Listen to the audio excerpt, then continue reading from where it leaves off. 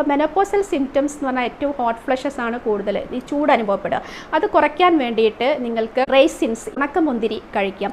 ഇത് ഒരുപാടൊന്നും കഴിക്കേണ്ട, വളരെ കുറഞ്ഞ എമൗണ്ട് കഴിച്ചാൽ പോലും നിങ്ങൾക്ക് പെട്ടെന്നൊരു ബുദ്ധിമുട്ട് മാറുന്നതായിട്ട് കാണാം. അതായത് 40+ സ്ത്രീകൾക്ക് ഒരു മെൻസ്ട്രേഷൻസ് വരുന്നതിന് മുൻപേ PMS കൂടുതൽ വഷളാവും. PMS എന്നാൽ പ്രീ മെൻസ്ട്രൽ സിൻഡ്രോം.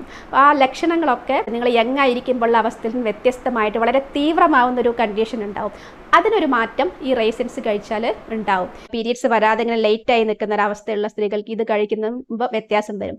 അതിൻ്റെ ഒരു സയൻറ്റിഫിക് സൈഡ്, റിസർച്ച് ബേസ്ഡ് ആയിട്ട് നമ്മൾ പറയുകയാണെങ്കിൽ എന്താണെന്ന് വെച്ചാൽ ഇതിൽ ഒരുപാട് ആൻറ്റി ഓക്സിഡൻസ് ഉണ്ട്, അതുപോലെ തന്നെ ന്യൂട്രിയൻസ് ധാരാളമായിട്ടുണ്ട്. പൊട്ടാഷ്യം ഉണ്ട്, അതുപോലെ തന്നെ അയൺ ഉണ്ട്, പിന്നെ ആൻറ്റി ഓക്സിഡൻസ് ഫൈബർ ഉണ്ട്.